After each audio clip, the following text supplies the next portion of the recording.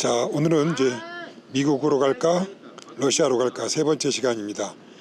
오늘의 주제는 내 캠핑카의 스텔스 지수를 한번 여러분이 스스로 체크해 보시길 바라는 마음에서 스텔스가 얼마나 중요한지 오늘 그 이야기에 대해서 무제한 시간으로 한번 말씀 나눠보도록 하겠습니다.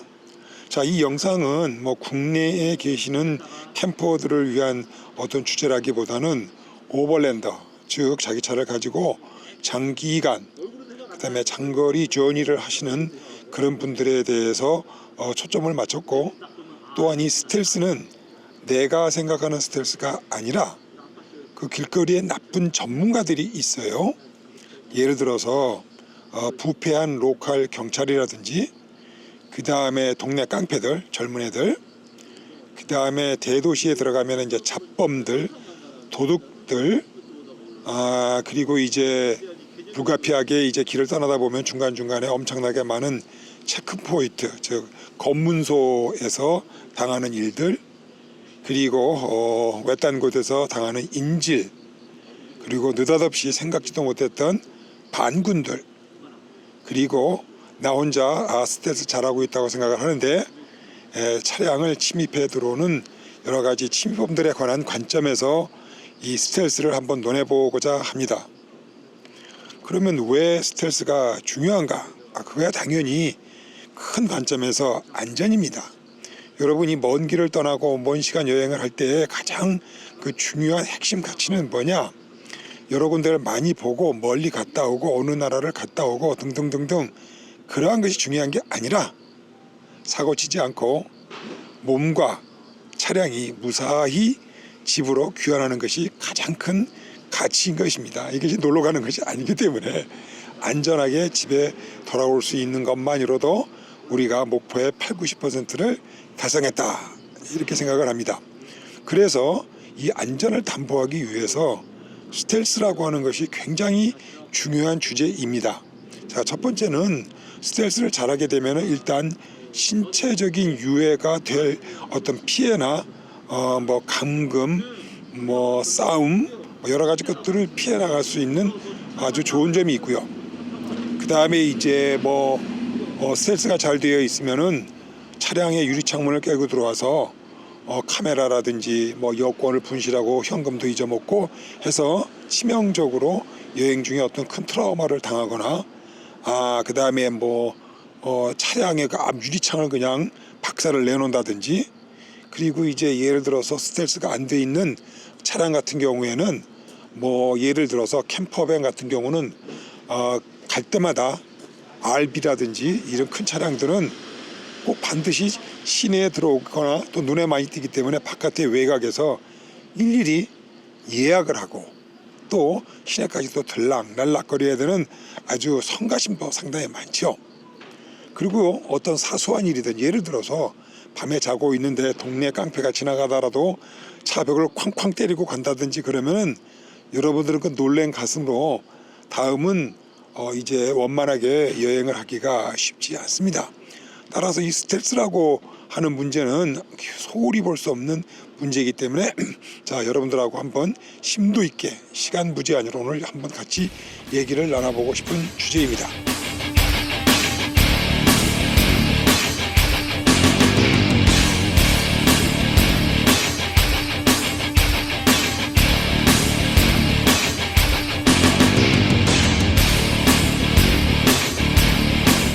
자, 그럼 이제 스텔스를 어떻게 정의를 하느냐? 이게 약간 이제 군사용어로 많이 쓰이긴 합니다만은 우리가 이제 케임브리지 영어 사전에 이제 보게 되면은 뭐라고 정의가 되어 있느냐면은 movement that is quiet and careful in order not to be seen or heard. 이게 아주 중요한 말이에요. 말씀을 드리면 뭐냐면은 타인에게 눈에 띄지 않고 또 그리고 들리지도 않게 아주 조심스럽고 조용하게 하는 행동, 그렇게 행동해야 된다 이거죠. 이거를 우리가 스텔스라고 정의합니다. 그래서 제가 지금 오늘 여러 가지 듣는 거는 둘째치고 일단 타인의 눈에 띄지 않는 것을 우리가 일단 간단하게 차박의 스텔스로 한번 정의를 해볼까 싶습니다. 자, 그래서 우리들이 이제 아까 조금 전에 이제 말씀드린 이 나쁜 선수들이 되게 어디에 많이 있느냐? 당연히 이 대도시에는 항상 경계심을 놓으면 안 되고요. 물론 유명 관광지 뭐 예를 들어서 파리나 로마나 뭐 이런 경우는 대도시일 뿐만 아니라 또는 뭐 장가게라든지 뭐 예를 들어서 우리가 어디를 얘기할까 뭐 싱가포르라든지 뭐 싱가포르 좀 조금 사회가 안전하긴 합니다만은 뭐 뉴델리라든지 안심할 데가 못 되죠. 특별히 세계적으로 유명한 리오데자네이로나 상파울로 그리고 저기 뭡니까 남아프리카 공화국의 케이프타운 뭐 이런 데는 아주 본질적으로 나쁜 친구들이 되게 많기 때문에 매우 조심해야 될 곳이기도 하죠.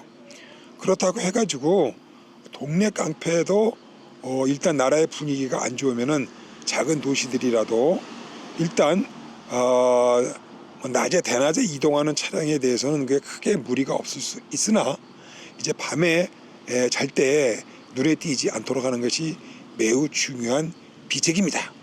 자, 그리고 이제 아주 이건 어떤 불가분하긴 합니다만은 이제 운전을 하고 어쩔 수 없이 이제 우리가 가야 되는 여행로 가운데에 이 경찰이나 이 전문가 나쁜 놈들은 여기에 외국인 차량들 즉 오버랜더 차량들이 많이 다니는 것을 알고 있어요.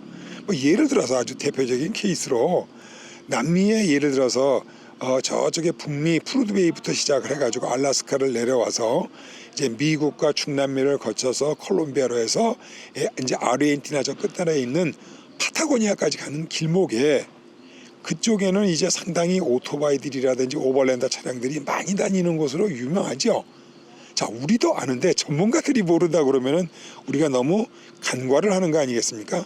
따라서 이 길목에는 아주 그 뭐 몇 시간을 달려도 집이 없기도 할 뿐만 아니라 느닷없이 검문 검색도 많이 나오는 곳이기 때문에 우리가 이렇게 여행 길목에서 느닷없이 만나는 어떤 도로 구간을 매우 주의해야 됩니다. 뭐 주의해도 대책이 없습니다. 이거는 뭐 주간에 발생하는 일이죠. 자, 그래서 일단 오늘 이제 여러분들과 함께 몇 가지 이제 그 캠핑 스타일을 어떤 지역별로 나눠 보게 되면은 이제 미국 영어로 어반 캠핑이라고 합니다. 즉 시내 캠핑, 그다음에 룰라 캠핑, 시 외곽 지역이죠. 아웃스커트. 그러니까 이게 뭡니까? 도회지 약간 밖에, 시 경계선 외곽 고 무렵에 시 외곽 파킹, 그리고 이게 리모트 파킹. 우리가는 이제 완전 이제 외지죠. 뭐 사막이라든지 아주 이제 뜬금없이 아주 먼 그 차량들이 잘 안 다니는 곳에 어떤 인근에서 하는 이제 리모트 캠핑 뭐 이렇게 세 가지로 지역별로 나눌 수가 있어요. 자, 그런데 지금 제가 말씀드리려고 하는 캠핑카의 스텔스가 제로. 그냥 이건 누가 봐도 저거 외국놈 차고 누가 봐도 돈 뜯어먹기 쉬운 차량은 이제 어반 캠핑은 추천하지 않죠. 그리고 룰라 캠핑, 즉 시 외곽에 있는 캠핑장에다가 캠핑을 하시기를 권면을 하고, 이제 리모트 캠핑 같은 경우는 뭐 어떤 차대들이라도 워낙 차들이 안 다니는 컴컴하고 인적이 별로 없는 데이기 때문에 크게 문제가 될 것 같지는 않습니다.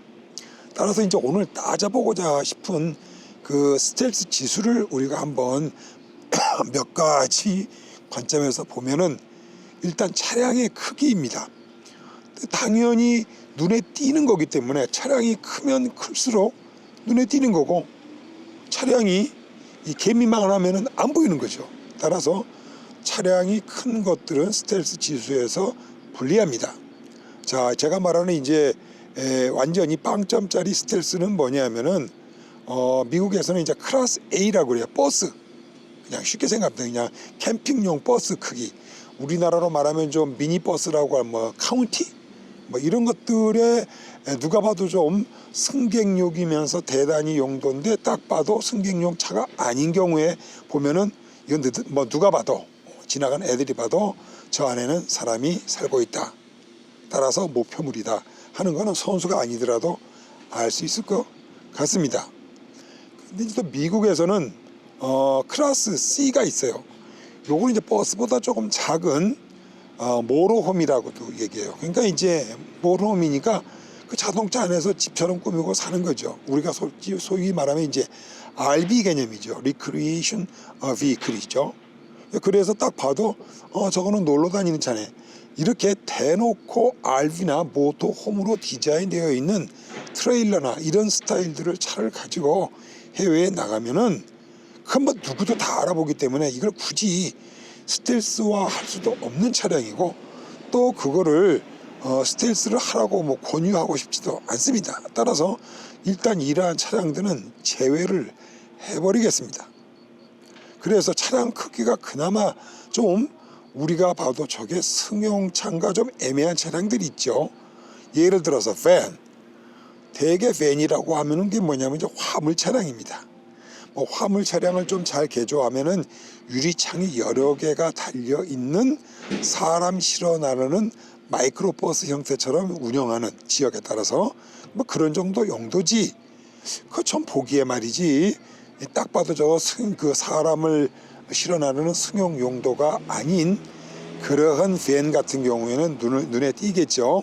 뭐 어쨌든 차량의 크기로는 밴 이하의 차량들. 그러니까 아마 클래스 B 정도 이하의 차량들이겠습니다. 예를 들어 미니밴, 그 다음에 SUV, 그 다음에 뭐 미니 트럭, 뭐 그다음 또 뭐가 있을까요? 그냥 승용차, 그 다음에 뭐 아반떼 크기, 뭐 그보다 더 작은 뭐 우리 요즘에 뭐 레이라고 합니까? 조그만 차. 일수록 대부분 사람들이 사람이 타고 다닌다고 생각을 하지, 그 안에서 집을 짓고 산다고 저걸 가지고 여행을 한다고 생각하는 사람들이 차의 크기가 작아지면 작아질수록 안전도, 스텔스도가 높아지지만 당연히 공간이 좁으니까 이제 좀 비좁겠죠. 여러분들이 이제 그 사이에서 어떤 그 나름대로 형평성을 맞춰야 됩니다. 세상에 버스처럼 큰 걸 타고 예를 들어서 자기 하고 싶은 대로 외관을 다 붙이고 다니면은 그거에 편할 수 있죠. 허나 바로 그러는 순간 이제 물 건너 나가게 되면은 이제 저기 밥 온다, 이제 먹잇감 온다고 여러분들을 웰컴하실 것 같습니다. 따라서 내가 외국을 다니다가 뭐 1월 8일에서 소매치기를 당했다, 뭐 로마에서 당했다, 그런 동정도 안 가. 왜 그러냐면 뭐 그런 도시들은 워낙 유명한 도시인데 자기가 뭐 주머니에다가 휴대폰도 들고 목에다 카메라도 메고 뭐 나름대로 지갑도 여기다 넣고 다 보여. 근데 그렇게 하고 다니니까 그 뭐 소매치기를 당하는 것이지, 여러분이 지갑도 없고 휴대폰도 아무도 없이 맨몸으로 다니면 가져갈 게 없잖아. 그러니까 항상 기점은 뭐냐, 스텔스는 가볍게 다니는 거예요. 가벼워야 장거리, 장시간을 다닐 수가 있기에 안전합니다. 자, 그래서 장거리, 장기간을 다닐 때는 오만 살림살이들을 뭐 여기다 붙이고 저기다 붙이고 하는 것은 그렇게 레코멘드를 하지 않고, 어느 정도 여행을 하게 되면은 내가 공연히 삽질했네 하는 생각이 드실 거고, 그러한 판단은 여러분들이 그 많은 물건을 싣고 다니다가 2달 내에도 한 번도 안 쓰는 물건은 그야말로 쓰레기만 큰 차에다가 돈 들여서 끌고 다니는 셈이 됩니다. 그래서 이 스텔스를 하기 위해서는 저는 차의 경량화, 아주 미니멀하게 디자인하고 꼭 필요한 에센스들만 준비를 해서 먼 거리 그리고 장기간의 오버랜딩에서 성공할 수 있기를 저는 추천하는 바입니다. 자, 그러면은 차량의 크기에 대해서는 뭐 일단 말씀을 길게 드렸고, 다음과 같은 한 17, 8가지 점에 대해서는 제가 거리가 많기 때문에 여러분들의 혹시 지금 갖고 계시는 국내용 캠핑카에 이러한 것들이 설치가 되어 있다면은 이거는 스텔스의 약점이다 해가지고 5점씩 감점을 하셔서 한번 내 차량이 전체 몇 점 정도 나올 건지 한번 가늠해 보시기 바랍니다. 워낙 많기 때문에 제가 속도 있게 한번 말씀을 드리도록 하겠습니다. 자, 일반적으로 딱 봐가지고 승용차 스타일처럼 창문이 개조되어 있는 밴. 본래 밴은 창문이 없어요. 그냥 깡통차고 앞에 그 패신저 사이드하고 드라이버 사이드의 유리창만 있지, 본래 밴들에는 보안 때문에 측면과 후면의 양 측면과 뒤에는 창문이 없습니다. 자, 그런데 이제 거기 유리 창문들이 꼭 질비하게 몇 개씩 붙어 있어. 이제 그러면은 선수들은 다 알아봅니다. 이거를 밴을 개조했구나. 여러분이 자기 차를 한번 돌이켜 보시기 바랍니다. 두 번째, 솔라 패널이 달려 있다. 뭐 이거는 뭐 미니밴이든 뭐 승용차든 일반 밴이든 위에 솔라 패널이 달려 있으면 이 안에 사람이 살고 있는, 나 여기 살고 있어 하고 아무리 유리창에다가 검정 테이프를 달고 살으셔도 다 알아봅니다. 자, 세 번째, 루프탑 텐트가 설치가 돼 있는 거예요. 그리고 뭐 요번에 뭐 우리나라에 보면은 뭐 그걸 뭐라 그러나, 하이탑이라 그러나 뭐 로열탑이라고 그래가지고 카니발 같은데 뭐 이상한 걸 또 위에다 이렇게 뭐 붙이시대. 이제 그러면은 저거 딱 알아봅니다. 그래서 쓸데없이 위에다가, 지붕 위에다가 무슨 어떤 사람이 잘 것 같은 거나 또는 무슨 창고 같은 거를 이어 갖고 다니는 것도 표적의 대상이 됩니다.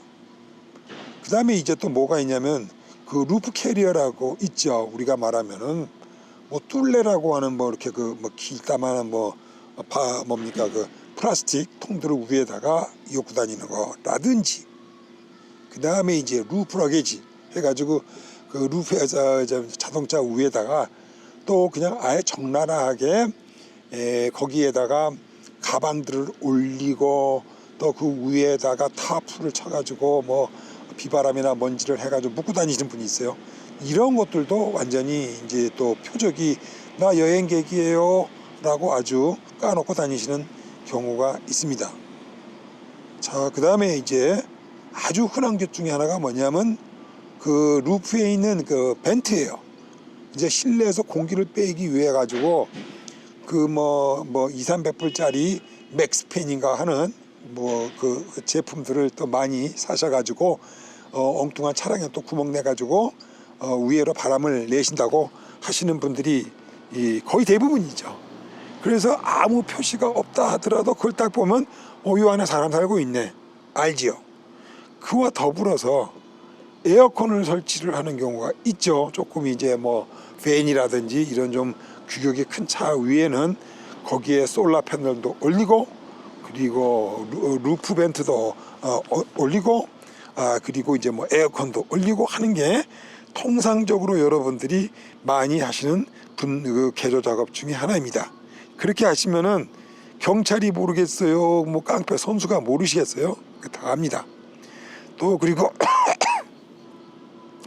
또 솔라 파이프인가 뭐 솔라 또 샤워를 하기 위해 가지고 차 옆에서 그 어닝처럼 이게 길게 또 거기다가 물통을 또 달아 가지고 뜨거운 뭐 사막 지역 달릴 때 거기에 또 물이 좀 자연적으로 뜨거워질 수 있게 그런 거 설치하신 분도 계시고, 금방 말씀하신 것처럼 어닝을 또 달아요. 그 어닝 정말 쓸 일이 없어요. 왜 그러냐면은 미국 같은 경우는, 카나다 같은 경우에는 그 레스트 에리어나 파크에는 또 캠핑장에는 대부분 이제 숲에서 하기 때문에 어닝까지 쳐가지고 그 햇빛이 내려지는 데에서 밥을 한다. 막 그런 정도의 낭만을 즐기는 거는 이 선진국 외에는 일반 제3세계에 나가면은 그럴 여유가 없어요. 그러니까 그거는 제가 보기에는 크게 유용성이 없다. 그리고 눈에만 띈다. 뭐 이런 것이고, 그 다음에 이제 어떤 분들은 또 차량 뒤 후미에다가 뭐 자전거도 붙이고, 또 자전거는 또 고사하고, 뭐 LPG 통도 붙이고, 가스통, 가스 그 여분 통도 붙이고, 또 거기에다가 또 어떤 분들은 또 사다리도 붙여서 또 지붕에 올라가야 되니까 사다리도 붙이고, 이거는 뭐 이제 완전히 이제 내놓고 다니시는 거지. 그러한 것들은 누가 봐도 저는 여행을 하는 사람이고, 따라서 불갑은 이 차 내에서 사는 사람입니다. 하는 것을 가르쳐 주는 거예요. 제가 말씀드린 거 다 마이너스 5점씩 감점입니다. 그리고 이제 또 조금 좀 광잡기를 좋아하시는 분들은 뭐 오프로드 갈 일 있다고 뭐 차량 앞면에다가 제 머리통만한 뭐 큰 라이트들을 뭐 5개, 7개씩 바꾸서 뭐 밤 야간 도로에 말이죠. 오프로드를 달려보겠다고 그 큰 라이트도 막 설치를 하고, 또 좀 어떤 분들은 또 무드라고 그래가지고 LED 라이트를 뭐 조금 뭐 바깥에서 고기 구워 먹을 때 거기다가 또 등을 붙인다고 해가지고 난리법석을 떠시는 분들이 있어요. 다 그거 오버랜드 할 때 아까 제가 말씀드린 거와 마찬가지로 부질없는 일들입니다. 그래서 그거 없이도 잘 오버랜딩을 헤쳐나갈 수 있기 때문에 그러한 것들은 그렇게 저는 추천하지 않습니다. 자, 그렇고 또 이제 특별히 뭐 SUV 차량이나 조금 이제 밴처럼 크지 않아가지고 미니밴이나 이렇게 좀 공간이 좀 작은 분들은 뒤에다가 또 히치를 다시는 분이 있어. 이것도 별로 안 좋아요. 왜냐면 뭐 이거 다 왜 그러겠어요. 외관상 나는 여행객이라는 거를 표를 내지 마셔야 돼. 그러니까 좁은 차에 다니면은 공간이 부족하고 또 뭐라도 좀 막 붙이고 편리하게 좀 하고 싶은데 사람들에게 눈에 띄고, 그렇기 때문에 굉장히 이런 부분에 절제하시는 게 참 좋습니다. 그리고 이제 그 반짝이 있죠. 그 이제 플렉스라고 미국에서는 하는데 그 또 뭐 뽀닥이라고 그러나 그게 반사돼 가지고 그거를 가지고 단열을 시킨다고, 또 유리창 온사방에다 또 닥지닥지 붙이시는 분이 있어. 물론 차량이 100% 선텐이 되어 있다면은 뭐 상관없겠죠. 그래서 그거를 안에서 본행을 한다고 해가지고 안쪽에서 플렉스를 붙여가지고 지나가는 사람이 여기 또 사람이 사네 하고 광고를 하시는 분도 또 내가 많이 봤어요. 그것도 좋지 않는 방법입니다.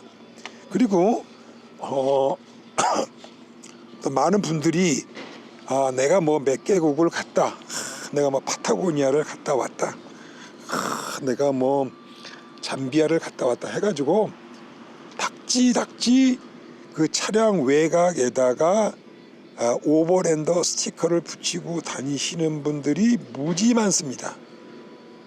좀 자랑스럽고 자기 어떤 관록을 얘기해서 좋긴 하죠. 그래서 이제 대낮에는 괜찮아요. 쓸만해. 지나가는 사람들이 보고 와 반갑다, 뭐 또 경찰도 보고 야 이렇게 많이 다녔어 하고 호의적인 분들이 되려 많아요. 허나 아까 말씀드린 대로 해저문 저녁에, 저녁 무렵에 그런 것들이 눈에 띄게 되면은 반드시 이제 타겟가 된다는 것을 잊지 마시기 바랍니다. 자, 그러면 이제 얘기가 났으니까 조금 더 말씀을 드리면은 우리가 이제 블랙아웃이라고 그래요. 이제 이거는 외관이 아니고 내가 차에서 해저문은 7, 8시경에 이제 자리를 잡고 주차를 했어요. 그럼 이제 안에서 밥도 해야 되고 뭐 이렇게 이제 영상도 제작을 해야 되고 뭐 저녁도 11시나 12시까지 몇 시간을 지내야 되는 사이에 밖에는 어둠이 내리고 있을 때 내 차에서 어떤 구석에서라도 1%의 빛이 빠져나가면 안 됩니다. 그래서 반드시 어떤 수단과 방법을 가리지 말고 그 윈도우들을, 즉 양쪽에 있는 양쪽 측면의 윈도우 그리고 후면의 윈도우들을 100% 블랙아웃 해야 됩니다. 굉장히 중요한 것이고요.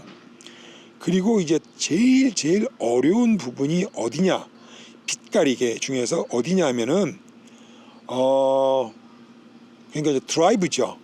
운전석하고 조수석, 우리가 이걸 이제 일반적으로 칵핏이라고, 조정석이라고 하고, 뒤에는 이제 리빙룸 에어리어라고 얘기할 때 여러분들이 대개 칵핏과 리빙룸 사이에를 뭐 이렇게 위에다가 커튼 거리를 해가지고 쭉 해가지고 커튼을 친다든지 뭐 등등 이런 방법들을 많이 쳐요. 커튼도 또 여성분들은 뭐 감성 있게 한다고 그래가지고 샤발샤발 뭐 이렇게 하얀 걸로 뭐 망사 비슷하게 해가지고 쓰고 그러는데, 그러한 것들은 전혀 블랙아웃이 되지가 않고, 그런 거를 가지고 우리가 만약에 차박을 해서 바깥에서 보게 되면은 저기 신 밑에서 다 보이고 지나가는 개나 소나 다 안에가 다 보입니다. 그래서 반드시 여러분이 이 해 떨어진 저녁에 실내에서 어느 정도 불을 켜놓고 행동하고 불 끄고 잔다면 할 수 없지. 허나 어느 정도 무슨 일을 하기 위해서는 반드시 제일 중요한 부분이 칵핏과 리빙룸 사이에를 100% 블랙아웃을 하는 방법을 채택을 하셔야 됩니다. 일단 또 얘기가 났으니까 여러분들이 또 그것을 한다 그래 가지고 아예 그 대시보드 있지 않습니까? 대시보드에다가 한밤중에 거기에다가 선쉐이드를 딱 걸어, 즉 햇빛이 안 들어오는 차단막을 딱 걸어 놓고 또 운전석에다가도 또 뭐를 막고 또 그리고 조수석에도 다 말아서 자기 나름대로는 빛이 바깥으로 안 새 나간다고 하지만 바깥에서 봤을 때 밤에 왜 빛도 없지 덥지도 않은 데다가 온 사방에다가 선쉐이드 그 스크린을 쳐놓고 저러고 있나 하는 것도 아니 뭐 경찰이 모르겠어요, 선수들이 모르겠어. 그거는 나 여기 있다 하고 가르쳐 주는 거기 때문에 절대 밤에 앞에다가 빛가림막 그리고 조수석 운전석에다가 또 깊은 선텐에서 잘 안 보이게 한다든지 뭐 거기다가 천으로 또 가려가지고 또 안 보이게 한다든지 하는 거는 선수들에게 되려 더 의심을 살 수 있는 포인트가 된다는 것을 항상 깊이 생각하시고 이 블랙아웃에 대해서 매우 조심해서 기억하시기 바랍니다. 자, 우리가 스텔스가 노출이 되게 되면은 이제 우리가 브레이크 인이라고 해요. 차량을 깨고 들어오는 수가 있어요. 자, 주간에는 이제 우리가 이제 주로 많은 시간을 운전을 하죠. 근데 이제 관광지에 도착을 해서 시 외곽에다가 차를 세워놓거나 또는 뭐 공용 주차장이나 뭐 일반 주차장에 뭐 그럴듯한 데 세워놨어요. 그리고 시내 관광을 갔다 왔더니 이 운전석 유리창이 깨져 있고 도난을 당했다. 이럴 때는 이제 이런 경우들을 이제 우리가 왕왕 당할 수가 있죠. 그래서 이제 운전석이 깨지는 거는 그나마 제일 10개 중에 한 5개 정도 참사고 제일 큰 참사는 뭐냐? 이제 그 대시보드 윈드실드가 거기를 깨트리는 게 가장 큰 대체품도 없고 큰 문제가 되는 것이죠. 그래서 이거 하시기 전에 여러분들이 스텔스도 중요하지만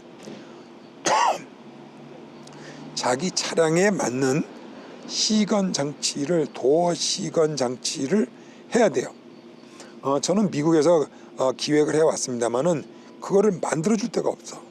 그래서 저는 구로 공구상가에 가서 도면 설계를 해서 거기서 제작할 예정에 있습니다. 그리고 이제 일반적으로 사람들이 이제 많이 쓰는 거는 차를 도난을 맞을 수가 있고 또는 이제 뭐 토잉을 해간다든지 등등 황당한 시츄에이션이 있을 수가 있기 때문에 본인이 느끼기에 이거는 약간 좀 조심을 해야 될 관광지다. 그리고 좀 유명한 도둑들이 끊는 도시다 할 때에는 운전대를 시건 장치를 해놓고 운전대 잠금 장치를 해놓고 가시기를 추천을 드리고요. 그리고 이제 그 다음한테 아주 싸구려로 운전석과 조수석에 현재 CCTV 녹화 중 하는 가짜 스티커라도 하나 붙이시든지 실제로 CCTV를 장착을 하시든지 물론 이제 카메라를 놓다 하더라도 카메라에서 녹화되는 메인 바디는 숨기셔야 됩니다. 실질적으로 CCTV 장치가 대시보드에 있는 그 뒤에 백미러 보는 그쪽 부분에 있으면 다 뜯어가고 말겠죠. 그건 뭐 있으나 말합니다. 자, 그리고 문에다 대부분 이제 이런 이제 나쁜 놈들이 이제 차를 침입을 할 때는 어디를 들어오냐면 운전석이나 조수석에 손잡이를 만드는 것이 일반적입니다. 따라서 조수석에 어떤 손잡이를 대거나 할 때에 거기에 진동을 감지할 수 있는 진동 센서를 조수석과 운전석에 해서 손잡이를 손대는 순간에 얼람이 발동을 해서 주위 사람들에게 알리는 이런 장치를 해두시면은 나쁜 놈들이 쉽게 뭐 부시고 거기서 하기가 눈이 띄기 때문에 그렇게 쉽지 않은 그런 형상으로서 차를 보호할 수 있습니다. 자, 그리고 야간에 이제 우리가 스텔스를 이제 어반 캠핑을 이제 하게 되면은 어떤 일이 있냐면 좀 필요하냐면은 모션 센서라는 게 있어요. 그 얘기는 뭐냐면은 프락시 센서라고도 하는데, 우리가 보게 되면은 그 화장실에 가서 열풍기에다 손을 아래다 대면은 이놈들이 지들이 알아가지고 환풍기가 돌아가고 떼면은 떨어지고 그렇지 않습니까? 그와 마찬가지로 그 차문 아래쪽에서 위쪽을 바라다보고 거기에서 차문 가까이에 누가 접근을 했을 때 바로 얼람이 울리거나 차 뒤쪽에다 그런 센서를 해서 약 30cm에서 50cm 반경 내에 사람이 왔다 갔다 하는 게 감지가 될 때 이러한 모션 센싱을 할 수 있는 얼람 장치를 차 도어 아래쪽 밑에서 위쪽을 향해 가지고 한다든지, 또는 그 디스턴스를 약 한 50cm 인접을 한 다음에 차문 안쪽에서 바깥쪽으로 쏘아 가지고 인접 센서를 근접 센서를 동작을 시켜서 차 외부에서 이제 늦은 시간에 이제 내가 한 11시쯤 자야 되겠다 하는데 그때에 누가 내 차 인근을 왔다 갔다 하는 것들을 감지할 수 있는, 뭐 예를 들어 2, 3m면은 지나가는 뭐 차도 잡을 수도 있고 뭐 5만 사람 다 있으니까 잠을 못 자겠죠. 그래서 아주 근접 센서에서 누가 내 차를 맴돌고자 했을 때 얼람을 할 수 있어서 퇴치를 해서 그놈도 놀래고 나도 놀래고 해서 바로 대응을 할 수 있는 방법을 갖추시는 게 그나마 스텔스 차박을 하다가도 이 나쁜 놈들을 퇴치할 수 있는 방법이기도 합니다. 자, 만약에 이제 그게 없는데 이제 제일 깜짝 놀라는 게 잘 자고 있는데 누가 창문을 두드리는 거예요. 그럼 이제 자다 말고 되게 놀라겠죠.